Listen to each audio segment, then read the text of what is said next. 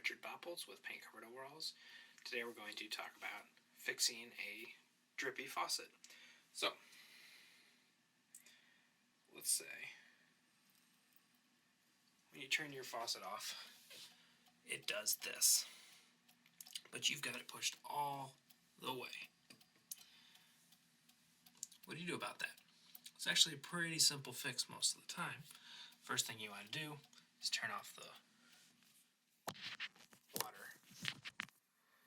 underneath. So,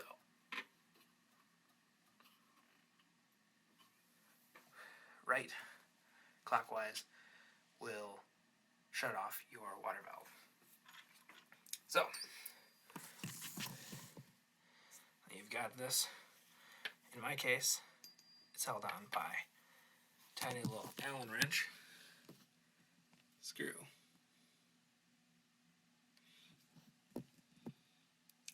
So, I've got an Allen wrench that came with it. Very small.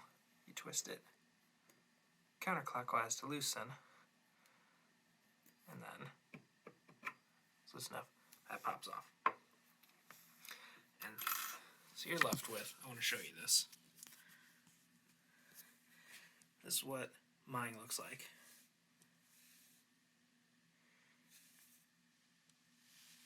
And this is the first thing you should try if you notice it's dripping, it's tightened all the way, is tighten it a whole nother lap.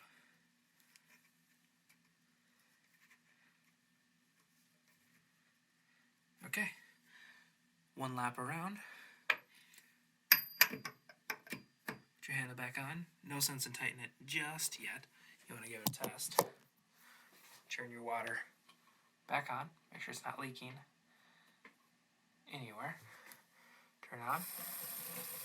Close it. Drip is done. And then you just got to tighten this Allen wrench again.